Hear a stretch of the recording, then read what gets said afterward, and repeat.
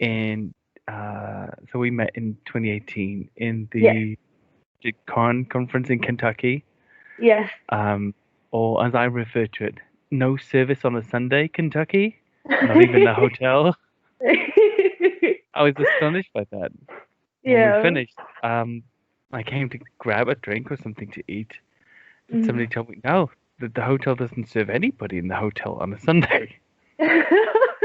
I'm sure that was really surprising for you.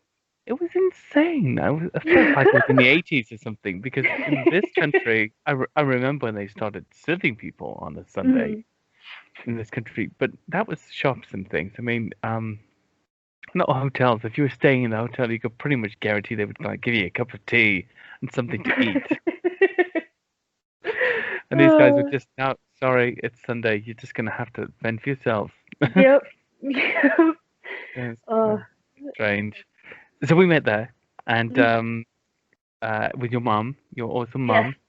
Yes. Um, yeah, and yeah, I just was really impressed by you guys, and I thought, wow, these are really, really great guys. And the more I got to know you since then Mhm. online, I could see that you're actually not, you are a serial Sasquatcher. Yes. Yeah, It's my favorite thing. yeah. I picked up a couple of hints over Yeah. over I over feel the last right. 2 years, and again, pops up on your timeline Yeah. some sort of scorching thing. But now that you decided to do it as a thing, you're becoming a researcher. You're sort of going into this crazy world of career cryptozoology, right? Yes, I am. I'm actually working on a book right now as well. Oh, great. Okay, and Yes. it's tell us about that. That sounds very interesting. It's called the biological possibility of Sasquatch, and Wow. I want to base it on, when you ask people if they believe in Sasquatch, they immediately people are very much like, no, what do you mean? They avoid that question. So Mm. I'm focusing more on the possibility of it, and I want to Hmm. show like if it was a species, how many would need to be in the species for it to continue, what they need to in order to survive, how they could survive in the United States without being detected.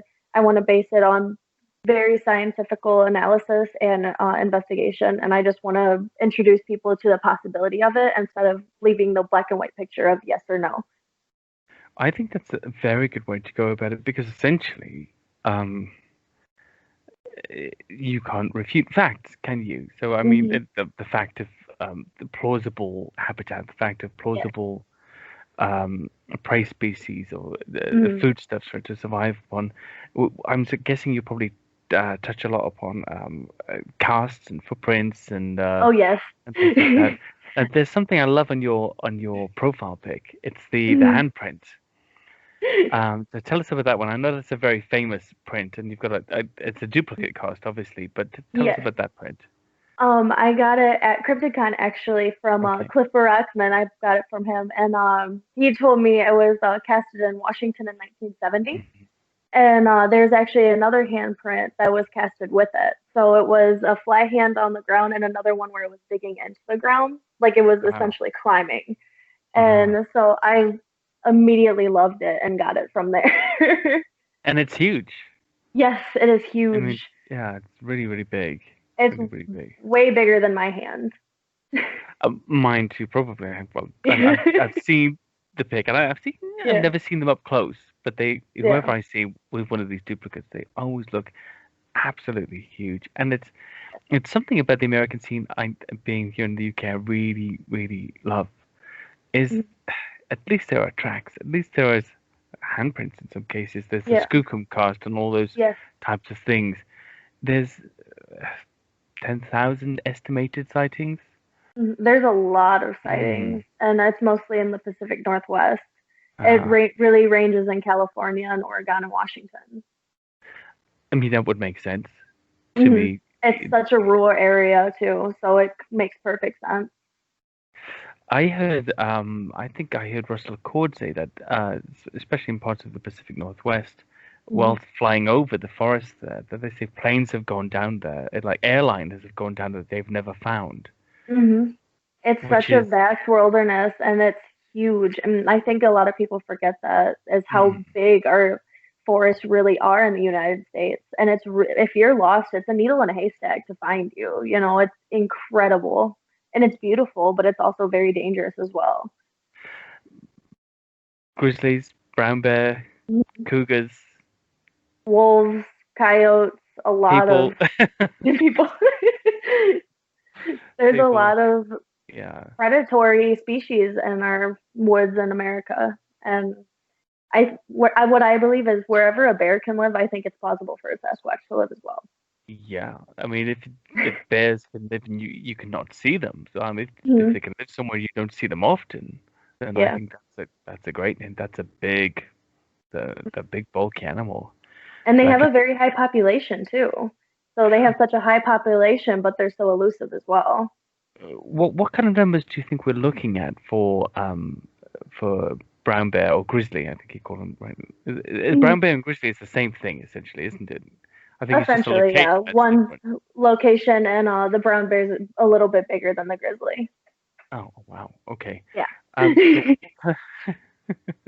I was thinking it was the opposite way around because of the mean name that the former has.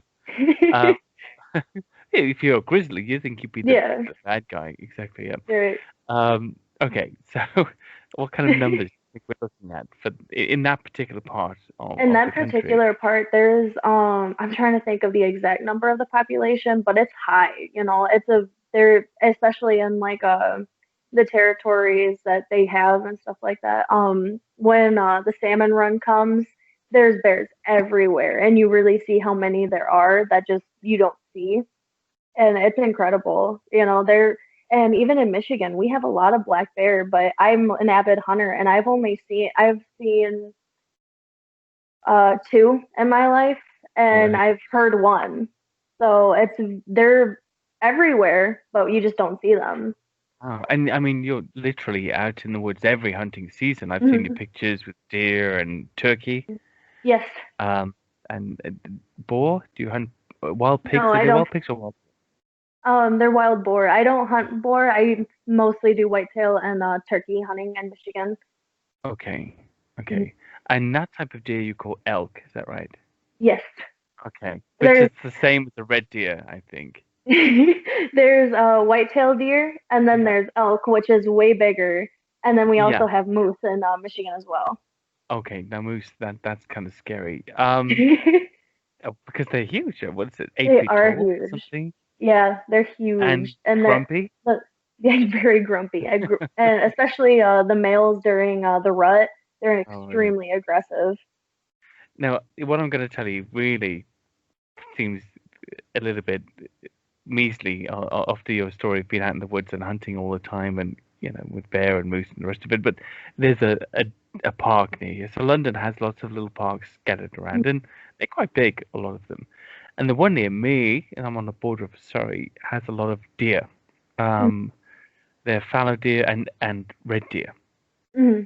mostly. And every September, sort of October to November, a couple of people get attacked because they get too close photographing the Yeah, rut like yeah. idiots. Whereas I like to go and look at the deer, but generally speaking, I never go in there between October and November, Oh not gosh, even for a stroll, because those guys are grumpy, they you are know, very grumpy. and they're huge red deer. They're absolutely huge. Anyway, I'm sort of digressing here. It's very interesting to me that you've only ever seen two black bear in all your years of hunting. Yep.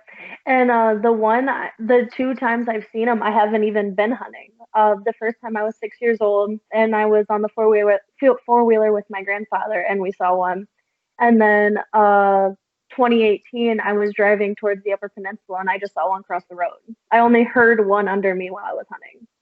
Wow, Hmm. that's really strange. Are Yep. they dangerous? They can be for sure. Yeah. Especially mother bears. It's my great grandfather one time was walking, and we are my grandfather's a part of a hunting club, Hmm. and it's called the Lincoln Hunting Club. And he told me a story if he was working on his blind and he saw a baby cub in the tree, but he didn't know Uh, where mom was, and he got out of there. Because with a black bear, whenever like the mom yeah. senses any kind of danger, the babies will run up the tree to protect themselves. So he was like, Oh, I gotta get okay. out of here. That sounds. I'm a little bit nervous, but when I was in Vermont. I think it was Vermont. I think Mhm. they have some black bear there in Vermont and some Yeah. moose as well. And I was down at a bay in the dark looking for champ, and it was completely dark, and we had just this I forget what the scope's called, some sort of night vision scope anyway, Mhm. and but it's black and white, Yeah. and then it was just mentioned to me just randomly. Oh, occasionally a black bear and moose around here. Hope we don't see any. It's complete pitch black. It's just like, oh God, that's nothing to tell me right now. They I tell don't you mind that telling when you it's that pitch black. I've got a phobia of bears, which is strange for somebody who lives in land with no bears. Um, Right. yeah, and it's not like some sort of weird Pooh Bear throwback thing, you know. Yeah. Uh, when I was a kid, no, it's just something strange about an animal that can run as fast as a horse and climb and dig and swim, and you want some kind of options to get away from this thing, right? Yeah. So, and I don't And- shoot because we don't have guns, so yeah. we just have to talk nicely to it, I guess. You have to calm it down somehow, Just talk calm to it it. down. Use my calm tones to calm it down. Say, come on, bear. It's Let's not have any of this silliness now. You're being facetious and say you're something like being that. irrational. Calm You're down. being It's okay. irrational. Calm down. Let's look at this scientifically. I'm not a prey item. Let's just move on. Uh, I'm Oh. sure that would work really well. Um, talking about Sasquatch, Bigfoot in Michigan, I mean, there's a lot of forest, and Yeah. when I was watching uh, being part of the BFRO Mhm. group for years and years and years, and when I was watching that Finding Bigfoot program that we both love, Yes. including the lovely um, people who presented it, you would get the impression that there are Bigfoot sightings across the U.S. Now I know that TV has to sort of continue when a Mhm. good series is going on. You've got to find more places to go. Do you Right. think there are a Bigfoot in Michigan? Are there credible sightings? Yes, there is. Actually, my hometown had its very own Monroe Monster in the 1960s. So, Oh, and there's been sightings all over, especially northern Michigan. Where my property is, we also fish at a place called Fletcher's Pond. There's been a couple sightings there. wow. And when Finding Bigfoot made their book, I believe it was like in 2012. I Mhm. was going through it, and there's actually a list, and Michigan is number 7 with the most out of the top 10 for the most sightings in the United States. Really? Yes. Wow. Have you ever met anybody there personally who's told you about a sighting in Michigan? After my radio interview, I've had a few people actually contact me wanting to share their sightings and That's saying like they saw fantastic. something hutched over on the side of the road, and they'll give me the locations and stuff like that. It's really exciting. I think, well, look, it's exciting. I know I don't want to be patronizing. You're not at the beginning of the journey because you've been Mhm. into this for years, but I mean, to start to do it Yes. I suppose, from a serious point of view is Mhm. exciting. Yes. And I think that's just a wonderful thing. From experience, I'm sure I don't have to tell you this, take a friend with you. I've met some strange people when going to investigate sightings, and a couple of times I've been a bit unsure as to whether I've been drawn out there for other reasons. Um, yeah, just a strange thing, I suppose. So yeah, there you go. Take somebody with you, take a friend, and I'm sure you'll be armed and dangerous when you arrive as well. Um, world of Wi-Fi live um, 4G terribly because they want you to have 5G. That's just what I've come up with. Mhm. Either that or, of course, everybody is on lockdown and at home using up all the Yeah. bandwidth. That Oh seems yeah. more logical. There's that logical thing again. Is it a conspiracy or is it just because everybody's using it?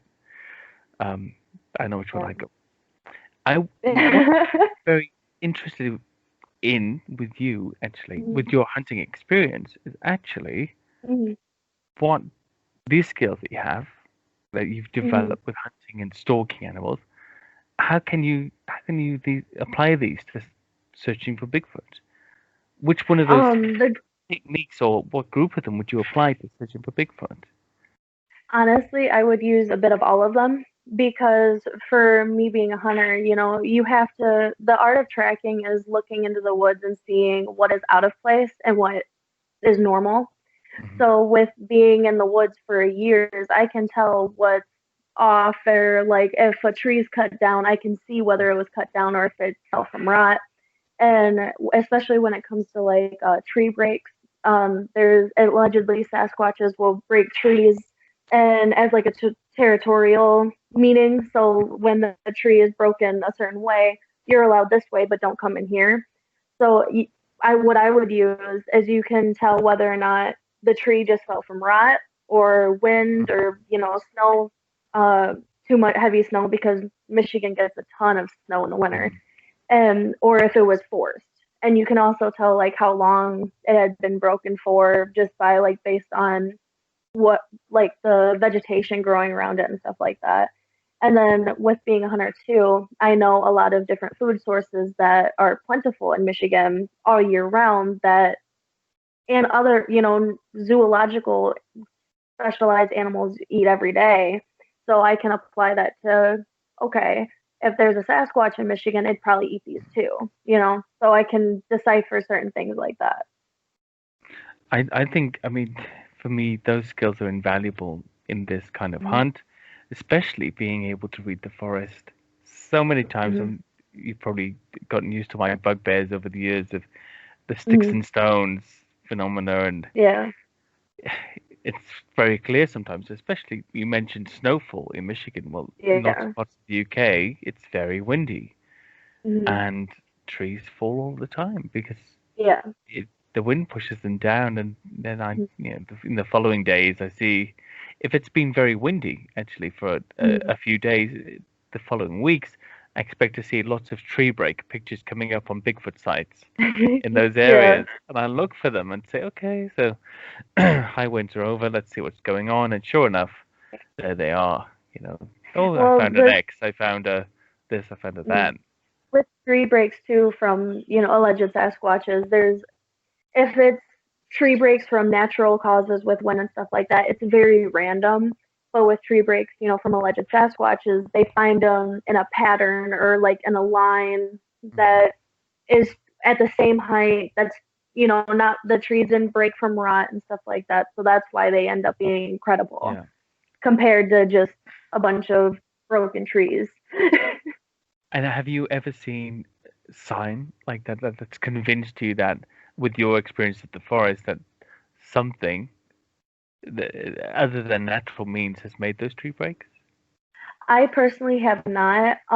For me, I haven't done a lot of on the field research yet. I've been mostly reading and getting as much knowledge as I can before I start doing my own field investigation because I don't want to go in there without having the knowledgeable resources Sure, to sure. decipher what's credible and what's not. Mhm. Otherwise, I won't be credible and it'll damage my reliability. But I So mean, for just from the perspective of a hunter, when you're in mm, there and you're saying, That's strange, that mm, tree looks odd." Either a mm, person's come along and done that, because I don't think right. that was the weather, or I don't think Mm, that was a bear, or whatever else. mm. We've definitely like heard things that we were like, like at night you hear calls and stuff like that. We Mm, definitely heard stuff and been like, that doesn't sound normal. There's mm. something off to that, but we've never seen anything that I would credibly say is a Sasquatch sighting or encounter. That's amazing. And everybody obviously has these ideas in their mind. We've seen a lot of Sasquatch evidence in the form of footage. Some Mm, of it good, some of it yeah. not so good. For you, outside of the Patterson-Gimlin footage, because that would make it too Mm. easy, what's your favorite piece? So what do you think is the most credible piece of Bigfoot footage for you outside of Patterson-Gimlin? Mm. I gotta think on that for a minute because I love the Patterson Gimlin film. Yeah.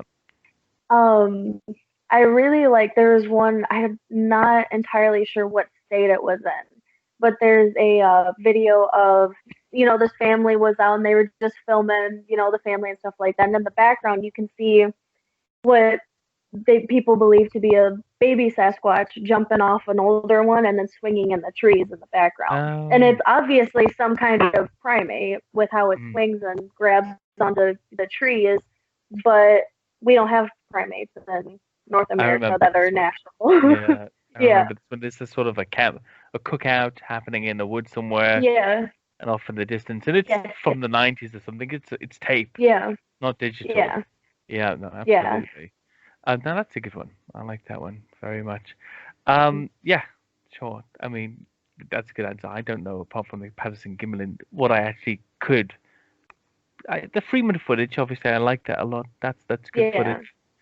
I mean, there are other bits and pieces, but we've just come so far with mhm. everyman fakery. You know, the Adobe Yeah. Photoshop is so good that you can literally, It is. really put some stuff together. Um, Mhm. Everybody asks about the Todd Standing stuff, right? I mean, it's Mhm.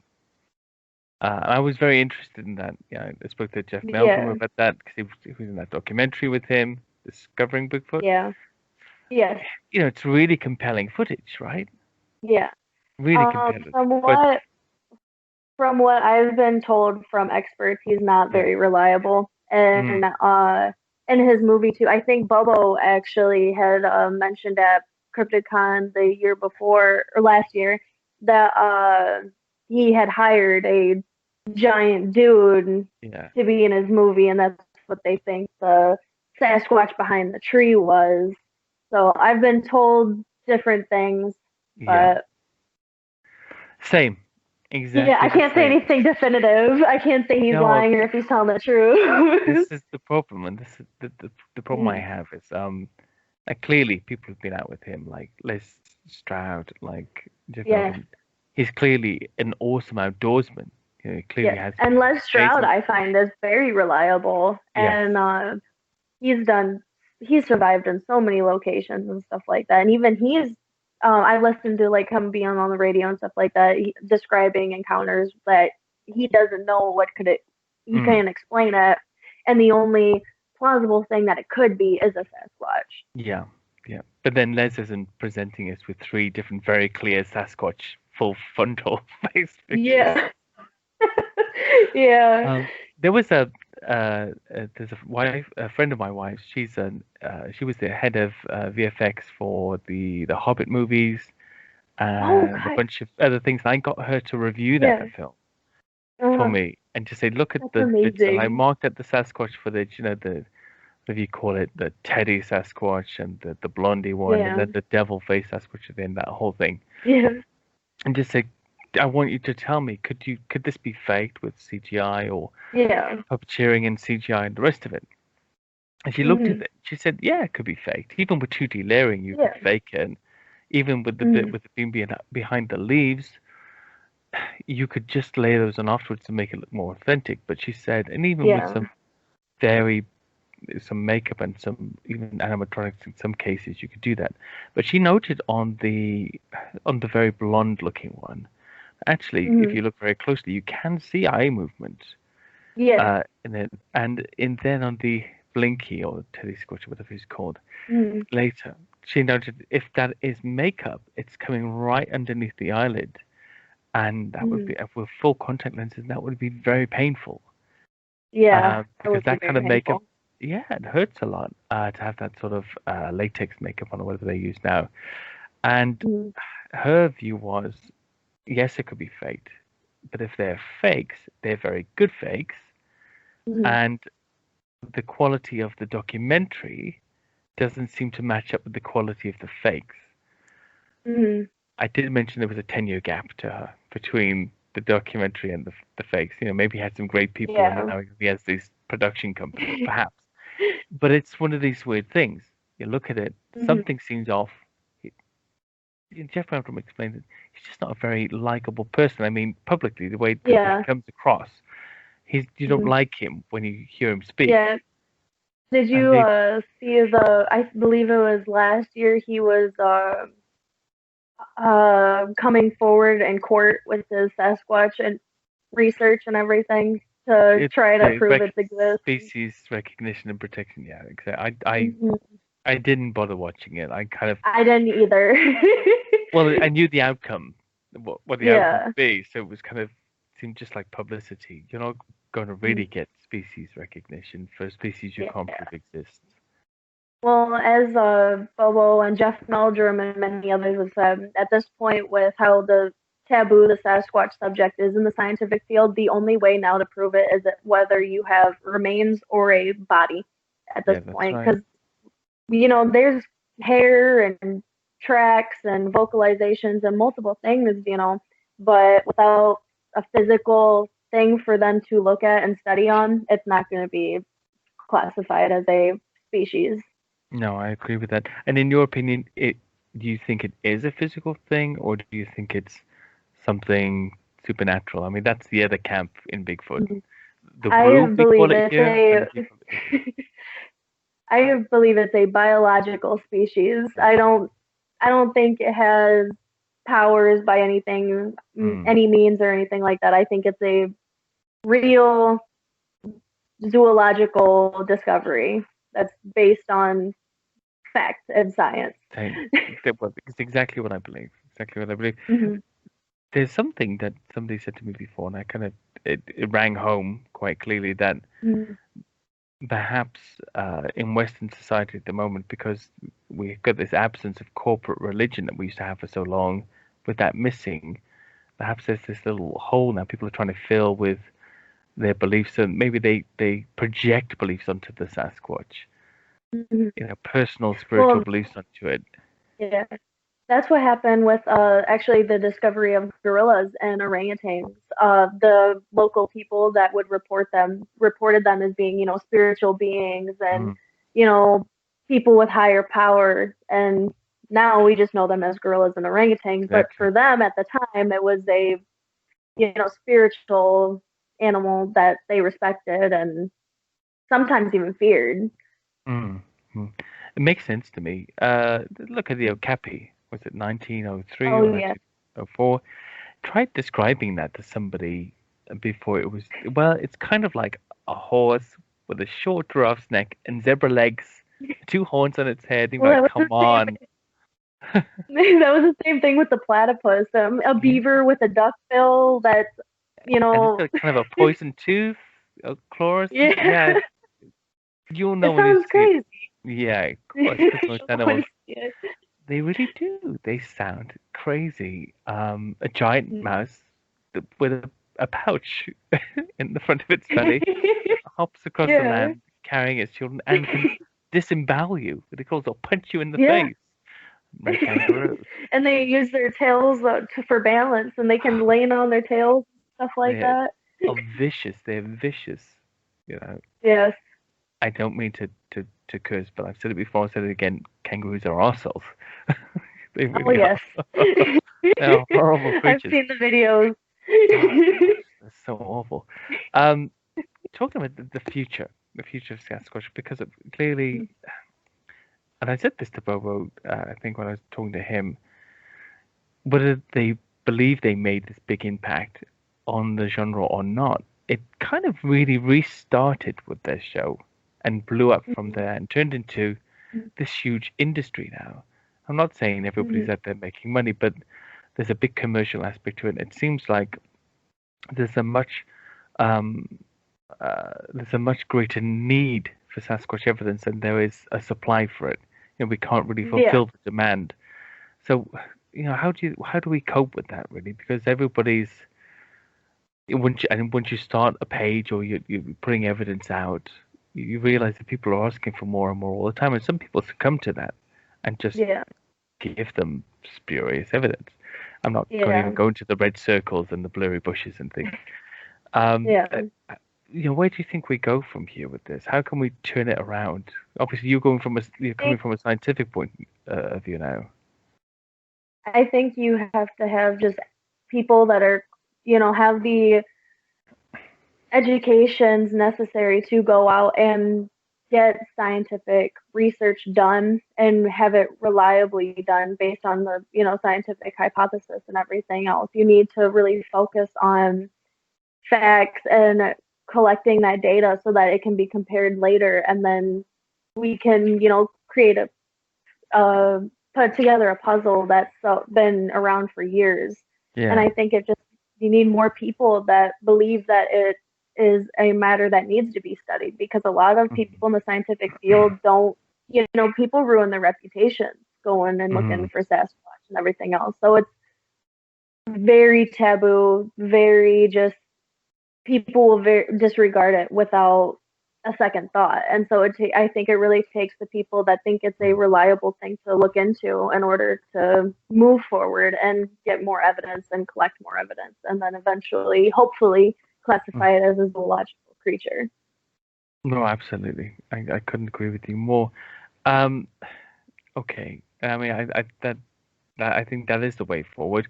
Talking to yourself recently, and if you are the people, it's low, and I'm loath to use this term, but Mm-hmm. I have to accept reality and where I am at the moment. A few younger people uh, who are treating this. I hate saying it because I feel so horribly old when I say that. But what I mean by that is um, new people are Mm-hmm. getting into it, and they have a longer life cycle than some of the folks that have been in it for a while, so they can continue it on. And I'm being very Mm-hmm. delicate about this. There are a lot of people who've been here for a long time. Yes. And let's not say they may not have 40 years ahead of them. So it's good that you guys are coming along. So, I mean, it's good to see that a lot of the people I've talked to recently are actually approaching this from a scientific point of Yeah. view, because um, there's a problem in believing in Sasquatch and looking for it, and the problem is Mm-hmm. confirmation bias because you believe in it. So, I mean, um, how would you rectify that issue? You believe in Bigfoot as a creature that exists, and you want to Mm-hmm. find it. But you want to do it scientifically. So how would you cope with that bias out in the field? I think what you really have to do is get an education based on, like, go to college and get a biology degree, zoology, something that you can take from that field and then apply it to the Bigfoot field in order to really come at the subject scientifically, Mm, in order, because then you have that prior knowledge to base it on. If mm, you are a primatologist and you know apes, you can compare sightings to known apes, because a lot of Sasquatch sightings are connected to gorilla attributes, like with the mm, Patterson Gimlin film. When she turns and looks at the camera, gorillas also have to turn their whole bodies in order to look mm, at something because of their short necks. mm. So I think you really need that prior knowledge based on another thing in order to apply it to the Sasquatch field to be credible and reliable as well. Yeah, I mean, that's perfect. That rings true to me about the Freeman footage as well, by the way. Even though it's Mm-hmm. a lot blurrier, the creature turns fully as I've Yes. seen its whole body just to have a look at them. Um, we have a lot of sightings here in the UK. It's Mm-hmm. it's something that's quite controversial. There are hundreds of sightings, and of course we have this Woodwoes and Green Man history, Mm-hmm. and lots of the churches and the cathedrals actually have carvings of hairy men on them, Mm-hmm. and they could have that could have a pagan root in, because they're usually carrying sticks or clubs in the god Heracles or even Hearn in some respects, I guess. Is there an equivalent in Native American folklore of a depicted equivalent of a hairy creature, a hairy man-like creature? Yes, the I'm trying to remember exactly what it's called. The Hairy Man pictograph, and they're in California. And it's a family of Sasquatch. There's a giant one, there's a female one with the baby next to it, and actually the Pupa tribe in California as well. They have it's called the Seven Grandfather Teachings, Mm, and there's many animals, and each animal is connected to a certain attribute. So the buffalo is courage, and the wolf is humility, while the sabe, which is Sasquatch in their language, is honesty. And these are all normal animals. mm. So why would they have a Sasquatch in there if they didn't believe it was a reliable animal to put into their teachings? Kind of like the Chinese zodiac. Yes. You have all these really random, very normal animals, rats, you know, Mm-hmm. etc., rabbits, and a dragon. It's Yeah. kind of odd. Um, and coming from a country, that has a dragon on Yeah. its flag, Wales. Mhm. That's kind of a strange thing. I always wondered how you Yeah. come across that. One of the things that I'm really trying to get to grips with at the moment is the Mhm. psychological side of reported sightings. Mhm. And what I mean by that is trying to identify if there is a certain psychological need in some people to come and give you this elaborate story. The details of what a Mhm. Sasquatch looks like and behaves like, it's Mhm. kind of familiar to a lot of people now if they know where to look. And Mhm. even the little sort of keys and tells of what makes a sighting bona fide. Have you ever experienced a situation where you think you could be being led astray by somebody who's experiencing some sort of mental Yeah. health issue with these types of things, or do you think it's something that gives people meaning sometimes to the point where their imagination runs away with them? Yes, I definitely think that, especially people that are like overzealous, that are just, if you go out looking for something, you're going to find something. So Mm, I think a lot of people, if they're overexcited to look for Bigfoot evidence, they can misinterpret something that's very common and normal to Sasquatch evidence. Like with bears, and what they tend to do is they tend to walk over their own tracks. mm, So a grizzly could be walking and it'll end up looking like a Bigfoot track, but it's not. And there's ways to tell, like with the claw marks. Bears mm, have non-retractable claws, so you can tell with that, and you can tell, if say you're looking at a track, if you look around, you'll see, other signs of bear evidence and stuff like mm, that. But a lot of people, if they're overexcited about it, they'll just look at that and say that's a Bigfoot. They won't go through their mind. Basically, I like to say think like a skeptic. If you think something is Bigfoot evidence, process of elimination, figure out if it truly is or not by yeah. comparing it to known things. And then it's like, okay, it doesn't match this. Well, it could be this, doesn't match that. I think people that get overly excited will just jump to conclusions without looking at it rationally. Mm, definitely. Well, I've seen that here. I've seen lots of photographs of human footprints, essentially, and the Mm-hmm. argument is being, what would a human be doing out here in the mud in the middle of winter? And once or twice, I've just had to point out that, well, a lot of running shoes that people wear now, there's a certain style, I forget what it's called, but it just looks, it masks your foot. Yeah. It's almost like a rubber sock, for your foot. All Yeah. of the toes are present. Everything can be seen I've very, very seen those. They're perfectly. like those weird water shoes. I've Yes. I don't think I'd wear them, but Yeah. I've definitely Weird seen them. freak water running shoes. That's right. Yeah. And yeah, it's something strange about them anyway. And some people here, they're very into that. And you can see the curve, or you can see the arch, everything about the human foot is there and it's present. And yet, no, that's got to be a Sasquatch, because why would Mhm. people be out here barefoot?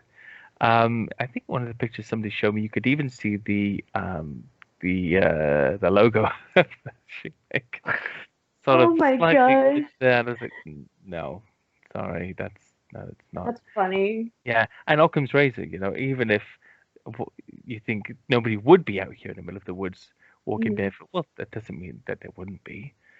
Just means you wouldn't. Yeah. Most people wouldn't be. Right. But somebody might. There was a But little somebody trail cam might. recently in the UK that picked up, it was in the newspapers, trail cam footage of a naked man on LSD who turned out in the forest, believing he was a tiger running all over the forest, and they picked him Oh up on my trail cam gosh. several times. It's the UK. Always more drugs in the countryside than the city. It's boring out there. So It's pretty nuts. they've got nothing. That's what somebody told me. Anyway, I don't live in the countryside. So uh, he was literally. It was quite horribly graphic That too. is, yeah, I bet Yeah. it was. That He, sounds terrible. yeah. Yeah. Exactly. And why would you take your clothes off if you thought you were a tiger? It's kind of strange. Especially if in the woods, if you were in a rural area by yourself, why would you? Maybe they I mean, took basic LSD survivor in the woods, skills. and then he ran off, and this, oh, where's Tim? You know, and oh gosh, he's in the newspapers naked, being a tiger on LSD. Oh my Poor God. Tim. I'm gonna have to look that up and see Look about it up because it. it was, yeah. I mean, I'll never buy the morning papers again. Let's put it that way. So awful. Yeah. So I think that there is that skepticism. I like to debunk my own theories. I like to Yeah. just look at them and say, okay, well, if I can debunk this, then some Hmm. skeptic is definitely going to tear this apart. When I come to Yeah. present it. But the strange Hmm. thing about cryptozoology in general and Bigfoot research is because there really aren't any experts. Hmm. It's a bit of a free for all. We can all kind of say, Yeah. well, this is an idea, but how would you Hmm. gauge, in your book, what would your Hmm. method be for eliminating those ideas that just aren't plausible? What kind of process do you think you would go through?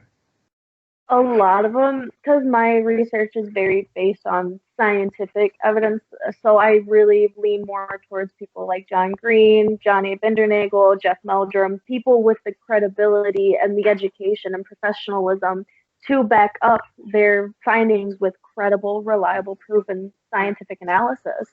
And I think that's what really, for me personally, that's what I really base what books I read, what things I look and what my research is based on is people with the scientific background in order to truly look at this from a scientific perspective rather than just an activist somewhere saying, here you go, here's a Bigfoot track. I I'd rather look at the professional field and I'd like to stick to that field and with the scientific analysis that's brought up with it, it's incredibly important and credible. So and I think it's more plausible as well No, because I've definitely it heard is. crazy, crazy theories for Sasquatch. I've heard some amazing ones. Yeah, I mean some really, really amazing ones. There was an article. I won't say where it came from recently, and it annoyed me because I like this site. Normally, I really like this site. Anyway, they published this article by a researcher who's a woman, and I think she's got a book out. And allegedly, a group of Sasquatch have been, communicating with her near her home for a long Mm, period of time. And she goes out, and she speaks to them, and leaves food for them, and then a group of dog men are interacting with them, but they seem subordinate to the Sasquatch and a little bit shorter, and sometimes they carry mhm. spears and wear like hauberks and girded belts and jewelry and stuff. And it was just matter of fact, no questions. Poof, the article's just there. Oh, why hasn't she got any pictures? Well, because they don't like that. It would be disrespectful. I see them all the time. Mm. Got this great interaction, you know, great details, no pictures. Why not? Oh, they wouldn't like that. That's disrespectful to them. Is it disrespectful to them to tell everybody in this article that you're seeing them at your Right. property? You're still Um, being disrespectful if you're talking about it. letting everybody know. I mean, just figure out where you are that you're seeing Mhm. these things. It seems strange that people are very eager to believe in these things, and to the point where I might post something, and if I haven't got a big site, I might get maybe Mhm. 20 likes or something on a bit of evidence, and somebody Mhm. with this close blurry picture with a red circle around it. I'll look, and it'll be 2,000 likes, hundreds of comments. Well done, keep up the good work. You're really nailing it. I'm just thinking, what Uh, is this? What is this weird need to yeah. believe the most crazy thing, not something that even Mhm. seems slightly plausible? Not my thing, but I somebody read else's I plausible thing. read a book that annoyed me so much. It was incredibly asinine.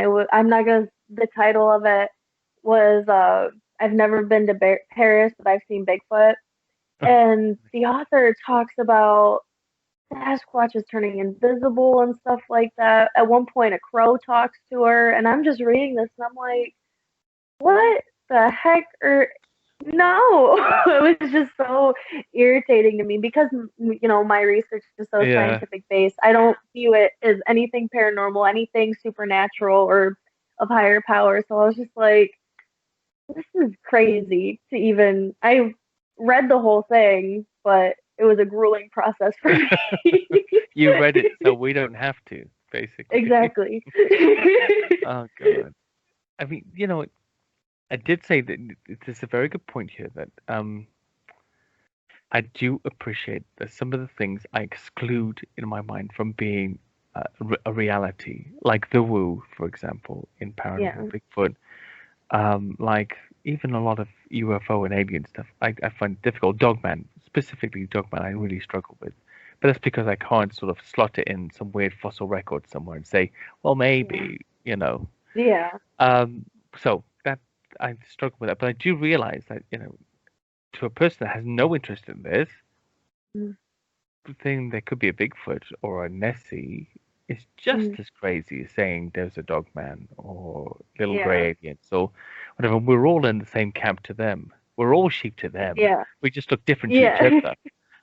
And I wonder about that sometimes. Am I not giving it a chance because one man's Bigfoot is another man's dog man, that kind of thing. Yeah. What do you think about We that? Michigan has its own dogman actually. It's also very hard for me to see things like, dogman and take it as seriously as I do with Sasquatch. But I think that's for me based. I think Sasquatch has more scientific analysis and Mm, evidence backing it up than dogman does. Because there's not tracks and mm, hair samples and stuff like that for Dogman compared to Sasquatch. So I think certain cryptids for me have more reliability than others do. mm. Because in Michigan as well, we have these things called melon heads Melonhead. and melon heads. And the story is that there was an insane asylum, and the people did horrible things to the patients, Oh, and it caused their heads to get enlarged, and they ended up running away, and now they live in the woods of Michigan. So stuff like that is just like, folklore. really. Good folklore stuff. Yeah, Yeah. folklore. Yeah. Modern folklore. Yes. Yeah. There's a lot of that, man.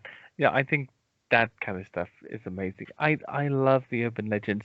With the Dogman thing, I know one or two very credible people who absolutely swear that they've seen them. And that to me is causing me a bit of an issue because I'm like, well, I don't think you Yeah. would lie. And you seem very, very serious. In fact, I was even also talking to Monica Rawlins, who is a Bigfoot Mhm. researcher with I forget the female group she was with. I think Mhm. sure it was the same group that found the Skookum cast. Anyway, um, she'd gone looking for Bigfoot all these years and never found it. And then driving down a suburban neighborhood one night, a Mhm. few years back, actually saw what she said was a dog man crouched, ready to spring out at the side of the road and completely sure of it. So I mean, Yeah. okay, that's I, yeah, I can't do anything Can't about it. I argue with can't it. argue with it. Yeah, not in any way. It's just it troubles me that you seems to be. I don't like there to be a need for faith in the genre, but there does seem to be a need for it, even when proceeding from a scientific point of view. Um, At least to get the search started, there needs to be some sort yes. of kernel of faith or something. Mm. Dog Man scares the heck out of me. I hope that's Yeah, not a real, I because that really just hope. brings a whole new game to the woods. Yeah, it does. Oh, Yeah, couldn't it be a mangy bear or something? A it could. starved I mean, mangy bear. mm, well, the thing with the chupacabra is they believe it's a coyote with mange, which is where all the hair falls out, and that's what they think a lot of chupacabra videos and Mm. sightings are, is coyotes with a disease that have lost all their hair and are scraggly looking. Yeah, well, definitely. At least most of the footage I've seen appears to be that way. Anyway, we've Oh had it yeah. with foxes sometimes. London, I Mm. mean, I'm sure there's more foxes than people here. There's clearly more in the countryside. We used to have three living in our bush in the front garden. They're just everywhere. They're lovely. I actually really like them, but they're Yeah. terrible to get. We have foxes on Michigan, a lot of them too. Where my property is up north in Michigan, we actually had a fox den on our property, and the baby Oh, foxes would play around while we'd have a fire and yeah, stuff like that. They're red foxes. They were so pretty. they're cute. Yeah, they're really cute. Yeah, They just are. really cute. But here, I mean, they eat all kinds of garbage in London. It's dreadful. Mm, Um, just before we go, I think we should mhm. probably wrap it up. But just to let Yes. everybody know where they can find you now, because the book's going to be coming Mhm. out. So when's the book coming out? What's it going to be Mhm. called if you know already? And where can they find you to get involved with what you're doing? My name is Alyssa Hensley, and I'm calling my book Biological Possibility of Sasquatch. I am currently working, and it's very early. In the next few months, I would plan to get it finished, but I'm very excited for it. And I've gotten a little bit done so far, but still got a lot to go. And Awesome. I'm doing a slow process because I want to make sure it's very credible and Yeah, scientific and accurate. I you want have to to. make sure that my book is scientifically based. I don't want any misidentifications or unclarity in it. And on Facebook, I'm Alyssa Hensley. You can, it's I'm very excited for it. Okay, okay, that's great. And if they find you on Facebook, they can message you, they can contact you. That's Yes, all good. yes. That's fine. And we'll put those details on the interview as Mhm. well. I advise Okay. everybody out there who's thinking of following somebody amazing who's done going to do amazing work to follow Alyssa because she's Thank you. fantastic and she will lead the way in Sasquatch research. Alyssa, thanks so much for coming on. Thank you for having me. I appreciate it so much. See you soon.